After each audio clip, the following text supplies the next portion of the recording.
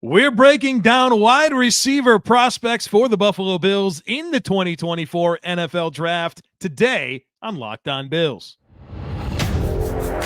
You are Locked On Bills, your daily Buffalo Bills podcast.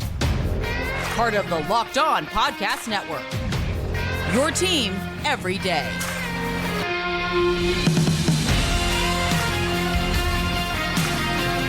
What's up, Bills Mafia? It's Joe Marino, author of Go Bills and Buffalo's Run, also the co-host of the Locked On NFL Scouting Podcast, and I'm your host of Locked On Bills. Want to thank you for making Locked for Bills your first listen every day, and a big welcome and shout out to our everydayers. You know who you are. Those of you who never miss a single episode, I appreciate y'all being here very, very much. I'd also like to invite you to subscribe or follow for free on YouTube or wherever you listen to podcasts. We're part of the Locked On Podcast Network, your team every day. Today's episode is brought to you by FanDuel. Make every moment more. Right now, new customers can get $200 in bonus bets with any winning $5 bet. That's $200 if your bet wins. Just visit FanDuel.com/LockedOn to get started. Well, folks, it's time. We're going to really start talking NFL Draft, Buffalo Bills, prospects, all of that here in the next several weeks. And so today we're going to break down wide receiver options for the Buffalo Bills. So here we are. I know a lot of you are very excited for me to finally get to this point, and I'm ready to really dive into these prospects with you. Let me tell you a little bit about my background. My background in football media is in the NFL draft space. I came up as a draft analyst and a prospect evaluator for various outlets. I still co-host another daily podcast called Locked On NFL Scouting, which is a podcast on team building across the NFL, which obviously includes a lot of draft conversation. So when we talk about the draft on this podcast, it's like my two biggest passions in football combined, which is the NFL draft and the Buffalo Bills. And I think my love for the NFL draft stems from being a fan of the Buffalo Bills and growing up and seeing the Bills not make the playoffs for 17 years in a row.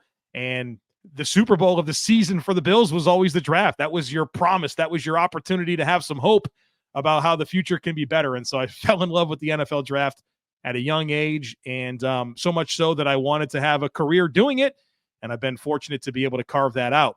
But obviously, another one of my big passions is the Buffalo Bills. And so I love this time where Bills and draft come together and we can really dive into that on this podcast. And so something we've done throughout the last several years on Locked On Bills is we build a 2024, or we build an NFL draft board for the Buffalo Bills, a Buffalo Bills specific draft board. And so that won't change this year. We're going to do that.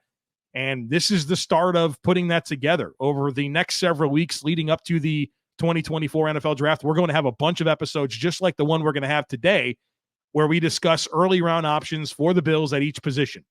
And we won't cover every prospect at the position in a single episode. Some positions are going to require more than one episode, wide receiver being a great example of that. We're going to need at least 2, maybe 3 episodes to cover all of the different wide receiver prospects.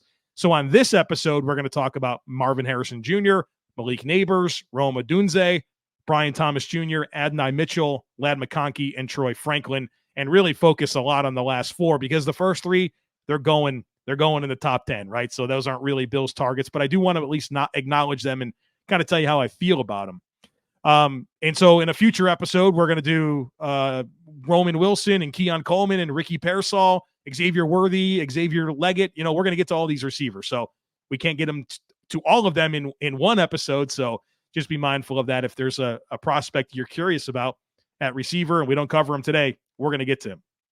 One other thing I do want to acknowledge at the beginning here is kind of my process and how I evaluate.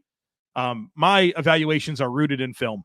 I have 9 traits per position that I grade. I grade them on a scale of 1 to 10. I also factor in size and athleticism, and it gives me a numeric grade for each prospect. One other thing that I'll say is that I like to think that I'm very honest with my prospect evaluations. Whatever the film says to me, I go with. I fight very hard against creating a prospect. I definitely don't care about what anyone else in the world has said about a prospect. These are my assessments. This is how I feel about these players, and I've been doing this for a long time. I get stuff wrong all the time. If you haven't missed, then you haven't scouted. But I can promise you that I've taken the time to study the tape in fear of missing something. And this is what those sessions studying these players, these are the conclusions that has led me to. And I'll be really honest about what or how I feel about these players. I also like to consider the way that I scout very much doing risk assessment, where my objective is to layer together all the information that I can gather about the player, measure it against historical norms, and then assess how likely it is that that prospect will fill the projected role for them in the NFL. And in doing so, I want to discuss each prospect through the lens of two major questions. Why should the Buffalo Bills consider drafting this player? And why are there concerns, or what concerns exist about forecasting this player to the Buffalo Bills in terms of why they might not pan out? And so that's what we're going to do. And so we're going to start with wide receivers. The need at wide receiver for the Buffalo Bills is rooted in getting ahead of Stefon Diggs. I don't think there's an immediate pressing need at wide receiver for the Buffalo Bills. The need at wide receiver for the Bills is getting ahead of the Stefon Diggs situation, whether that's regression from Diggs or something that pushes him out of Buffalo. That's why we're talking about wide receiver, because between Diggs, Curtis Samuel, Khalil Shakir, Mack Hollins, Dalton Kincaid, Dawson Knox, James Cook, this team is not starving for another weapon in the passing game. There are much bigger and much more pressing needs on this roster than wide receiver. At the same time, I do understand the urgency to discuss wide receivers and the possibility that the Bills could draft one early in the draft. So we're going to break down the most likely options. And obviously, we know that the Bills are doing a lot of homework on wide receivers. So it only makes sense for us to really break these guys down. Now, we're going to very quickly talk about the top three: Marvin Harrison Jr., Malik Nabers, and Rome Odunze. Those guys are probably going to go in the top 10. Well outside of the range for the Buffalo Bills, but I do at least want to tell you how I feel about those prospects. And then we'll have much more comprehensive discussions on the remaining wide receivers that I have queued up for today. Marvin Harrison Jr., wide receiver, Ohio State, 6'3", 209 pounds. I think he's the best player in the draft. The best player. Not only the best wide receiver, but the best player. I think he's got a very clear path to becoming a bona fide superstar number one wide receiver in the NFL. Amazing route runner, amazing hands, amazing body control, amazing ball skills. He is a certified dude at the position. As far as concerns, why he might not pan out in the NFL, it's tough for me to identify that. I know that a lot of wide receiver success has to do with what's going on around them. If there's anything that I think might be lacking in his skill set, it's probably yards after catch. He's not a guy that's a big time forces missed tackles and super dynamic with the ball in his hands. He's plenty good with the ball in his hands, but he's not like elite at it, like maybe he is in other areas. Again, I think he's going top 5 for sure. The Bills aren't sniffing this guy. I think he's the best prospect in this class. Malik Nabers from LSU, 6 foot, 200 pounds. He is explosive. He is a big play machine. That's what's appealing there, whether it's yards after catch and what he can do with the ball in his hands in terms of being creative and ripping off chunks, or winning vertically down the field with size and athleticism and ball skills. He is a big play machine. Now, where are the concerns with Malik Nabers? Well, I think he's not very technical. I think he's going to have to learn a lot of nuance for the position. At LSU, they didn't ask him to run a lot of different routes, and he could just win with athleticism and win by getting to space. And he had a good quarterback in Jaden Daniels that could play off script a little bit, and that accentuated his playmaking potential. I think he's going to have to become more technically refined at the next level, but the ceiling is just unbelievable with a guy like Malik Nabers. And then lastly, Rome Odunze from Washington, 6'3", 212 pounds. I really like this football player. I think Keenan Allen all day long with him, where he's not flashy, right? There's nothing flashy about him, but everything he does is smooth and natural and efficient, and he makes hard things look very easy.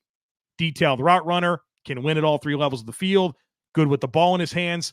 very, very reliable to get to his landmarks. Like he's very much a technician, very refined wide receiver prospect. As far as concerns with him is, maybe he's not super dynamic. Like, I think the same thing with Keenan Allen. You don't think of Keenan Allen as this super dynamic receiver, but boy, oh boy, does he do everything at a high level and consistently produces. I kind of view Odunze in a very similar light to that. And don't take that as a slight on him. I think if the Bills, if I had to predict how the Bills stack these players, I bet you they have it Harrison, Odunze, and Nabers. I have it Harrison, Nabers, Odunze. I think the Bills would fall in love with him as a person, wired the right way, process guy through and through. There's no doubt in my mind of that. And I think a team that is a timing-based offense will fall in love with him, and he's going to be a really, really outstanding player in the NFL. But for as fun as it was to talk about Harrison and Nabers and Odunze, I didn't want to spend too much time because, folks, these guys are going to the top 10. They're going to the top 10, so the Bills are picking 28. I don't anticipate any of these players being Buffalo Bills, and so we'll acknowledge them, but we will now move on to the more realistic targets for the Buffalo Bills. On the other side of it, we're talking Brian Thomas Jr. and A.D. Mitchell, so be sure to stick with me. Say goodbye to busted brackets because FanDuel lets you bet on every game in the tournament. Whether you're betting on a big upset or a one seed, it's time to go dancing on America's #1 sportsbook because right now, new customers can get $200 in bonus bets if your first $5 bet wins. That's $200 to use on point spreads, money lines. You can even pick who's going to win it all. Just visit FanDuel.com/lockedon and bet on college hoops until they tear down the nets. All right, folks, let's get into these other prospects. We'll have a much more structured conversation about all the other guys. It just didn't feel like it was a smart use of our time to focus on players that I don't think the Bills are going to be in range to draft. And that won't be true for a lot of players. I think there's a lot of variance in how guys can fall down the board. Those three guys are going to the top 10. All right. The next guy, Brian Thomas Jr., wide receiver, LSU, 6'3", 209 pounds, 32 3/4 inch arms, 9 3/4 inch hands, an RAS score of 9.86. Again, a perfect RAS score is a 10. So you have a lot of athleticism and a lot of size in Brian Thomas Jr. As far as production goes, really only 2023. Only one season of notable production where this past year he had 68 catches for over 1,100 yards and 17 touchdowns. So I guess 1 year wonder, but my goodness, did he produce in 2023. Some advanced metrics on him that I think that matter, and I'll give you these numbers for every receiver. He aligned outside 87% of snaps, so 13% of the slot, 87% out wide. For his career, 5.3 yards after catch per reception. His average depth of target for his career is 13.9, a 9.3% drop rate, and a 47% contested catch win rate. And he will turn 22 years old as a rookie. So why should the Buffalo Bills consider drafting Brian Thomas Jr.? Well, it would certainly give them a height, weight, speed guy. It would give them a really dynamic vertical receiver that can stress defenses down the field. He is an elite accelerator, especially at 209 pounds and 6'3". I love the release package and how quickly he can get into his routes with very little wasted movement. And he has the physical profile in terms of agility and fluidity to really develop as an overall route runner. And for a guy that does win down the field, he has good ball skills to track the football, adjust, and put himself in positions to win. Jaden Daniels, the quarterback at LSU, very, very good deep ball thrower.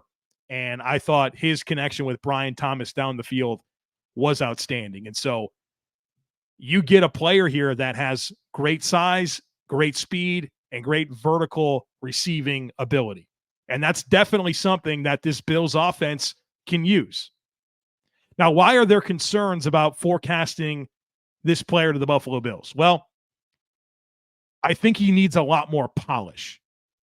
He's a guy that was able to win with athleticism and just being big and strong and fast in college, where I think he's going to have to develop a lot as a route runner. And as I noted in why I think the Bills should consider him, he has fluidity, he has flexibility, he has burst to become an effective route runner. But I still think that has to be developed.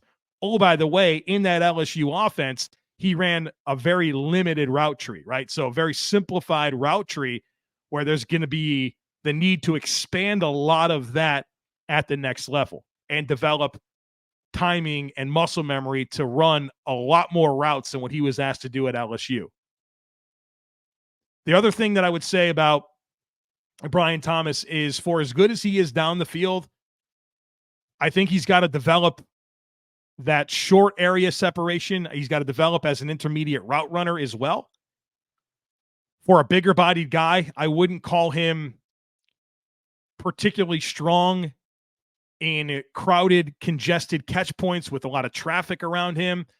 Drops can be problematic. I thought you saw that particularly against Alabama and Missouri this past year in a couple of games that I watched, where there were some good physical corners that were willing to be physical with him, and they were able to frustrate him on some of those short and intermediate opportunities with his route running.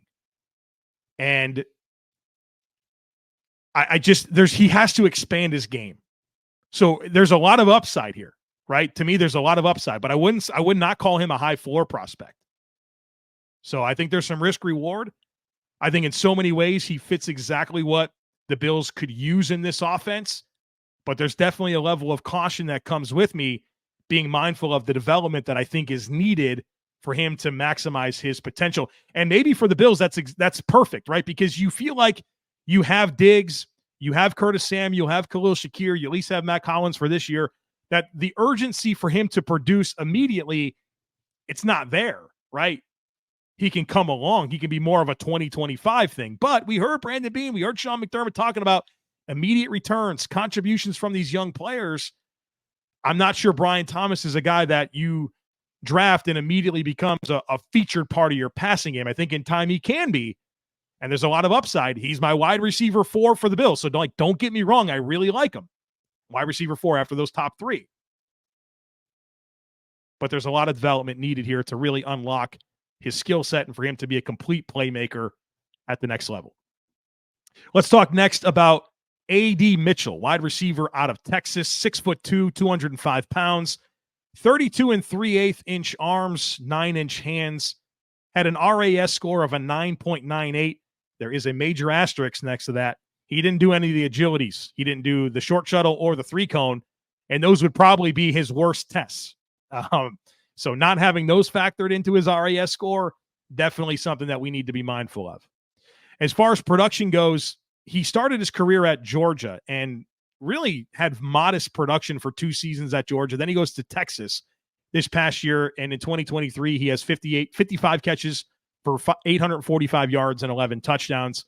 Some advanced metrics on him: 87% of his snaps out wide, only 3 yards after catch per reception, an average depth of target of 15.6, a drop rate of 7%, and a contested catch rate of 43.3%.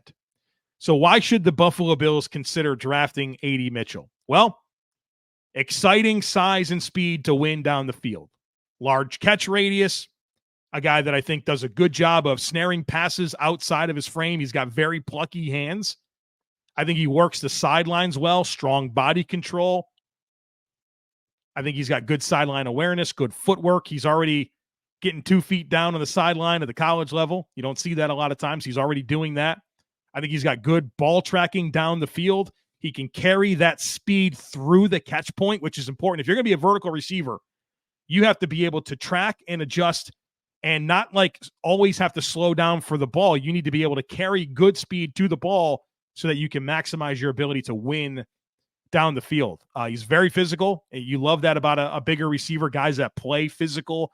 And if you want him to have those quick leverage battles, he can win those one-on-ones and cross face of a DB and win on those glance routes. I really do like the body control.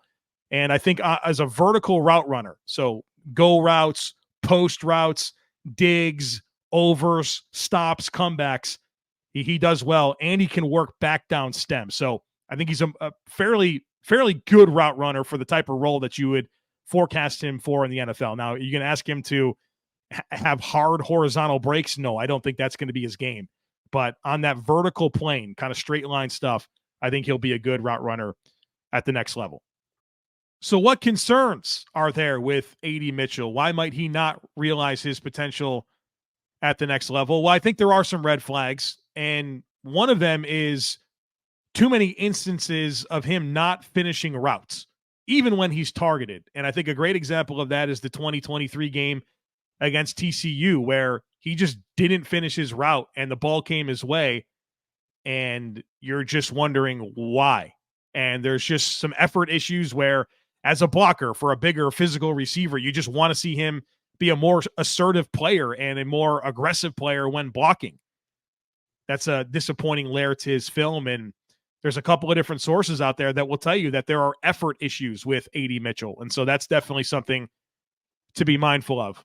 Also, for a big, fast guy, he is not dynamic with the ball in his hands. He lacks change of direction ability, decisiveness as a yards after catch player.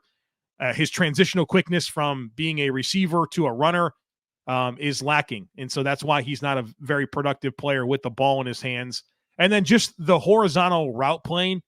If you ask him to run vertical routes, he's going to be terrific. The horizontal stuff is where you find some issues with his route running and his ability to get in and out of breaks and really separate on that horizontal plane. So a lot to like, but he does come with some concerns, particularly the effort stuff and the physicality as a blocker. And you just wish he brought a little bit more dynamic ability with the ball in his hands as a yards after catch guy. All right, so we talked about a couple of the big receivers in Brian Thomas and Adonai Mitchell. Coming up next, we're going to talk about some smaller receivers in Ladd McConkey and Troy Franklin, who the Bills are bringing in for a 30 visit. So stick with me. We're going to get to them here in just a moment. This show is sponsored by BetterHelp. How is your social battery right now? Are you drained? Are you bursting with energy? What's the right amount of socializing for you, and how do you recharge? Maybe you thrive around people. Maybe you need to spend more time alone. Therapy can give you the self-awareness to build a social life that doesn't drain your battery. Therapy is helpful for learning positive coping skills and how to set boundaries. It empowers you to be the best version of yourself. It's not just for people who've experienced major trauma. So if you're thinking of starting therapy, give BetterHelp a try. It's entirely online, designed to be convenient, flexible, and suited to your schedule. All you do is fill out a brief questionnaire. That'll get you matched with a licensed therapist. You can switch therapists at any time for no additional charge. Find your social sweet spot with BetterHelp. Visit BetterHelp.com/LockedOn today to get 10% off your first month. That's BetterHelp, HELP.com/LockedOn. All right, folks, let's talk about Ladd McConkey and Troy Franklin. Next up is Ladd McConkey, wide receiver, Georgia. 6 foot, 186 pounds, 30 and a quarter inch arms, 8 and 5/8 inch hands. He's got small hands. An RAS score of an 8.45. When it comes to his production, you're not going to be super impressed. Very modest college production, and he actually missed a fair amount of time in 2023 with back and ankle injuries. Some advanced metrics on McConkey. 70% of his snaps for his career came out wide, so only 30% in the slot. There's some people out there that think he's a slot only. Not sure why. Was never a slot only at Georgia. Played on the perimeter a ton. 6.6 yards after catch per reception. Average depth of target of 11.6. A drop rate of 7.8%. And he won 52.6% of his contested catch opportunities. Also in high school, McConkey played quarterback, running back, defensive back, and punter. So a multifaceted guy in high school. And I know the Bills have liked that in the past about some of the players that they've drafted. So why should the Buffalo Bills consider drafting Ladd McConkey? Well, if you're looking at my notes, you're going to see this under his strengths. Professional route runner. He is a really, really technical route runner. I love how he generates vertical push in his route stems. I love how deceptive he is when setting up route breaks. He's always clean in and out of breaks. His turns are sharp. He's quarterback friendly. I love how he bends his route stems or his breaks, his routes away from coverage to present an available target to the quarterback. He is very smooth, natural, and deceptive as a route runner. Sudden change of direction ability. He can uncover quickly. He creates leverage advantages, and he puts himself in really good positions to win after the catch. He's a very competitive player. Wouldn't call him physical. Very competitive, though. Explosive, decisive with the ball in his hands. I think he processes coverage really well. For as much as you want guys to be able to accelerate and get into their route breaks, there's a tempo component and a pacing component to running routes that is important based on route concepts, based on coverage rotations. I think he understands that very, very well. There's a get open and catch the football component to Ladd McConkey that is really, really, really likable. And he's explosive and he can win with the ball in his hands. Very plucky hands and can really secure the football outside of his frame. There's a lot to like. Now, there's concerns with Ladd McConkey. I would say for a guy that's quick and explosive and has speed to win down the field, the results of his opportunities to catch the ball down the field were kind of hit or miss at Georgia. There's some production there for sure, but some issues as well where, if he's got contact down the field that he has to deal with, that's not going to be favorable for him. If he's got, contested catch points and physical guys, that's going to be challenging for him. I think generally speaking, he's not a guy that's going to out physical any defender. He's going to have to win with finesse and quickness and those types of things.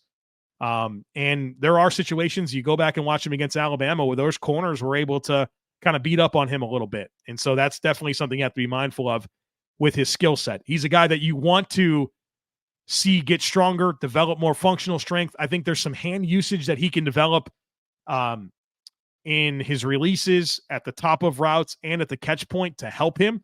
So getting stronger and developing some of that technique as well. And then also with Ladd McConkey, you shouldn't ask him to be a ball winner. That's just not going to be his strength. You don't throw it up to Ladd McConkey, right? That's just not who he is. But I think there's a lot of Emmanuel Sanders to his game, and that makes him pretty appealing to me, but there's some limitations along the way that you have to be mindful of. The last receiver I want to talk about is Troy Franklin out of Oregon. The Bills are having him in for a 30 visit, so there's definitely some interest in this player.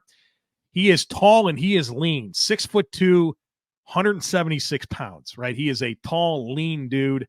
His RAS score is an 8.95.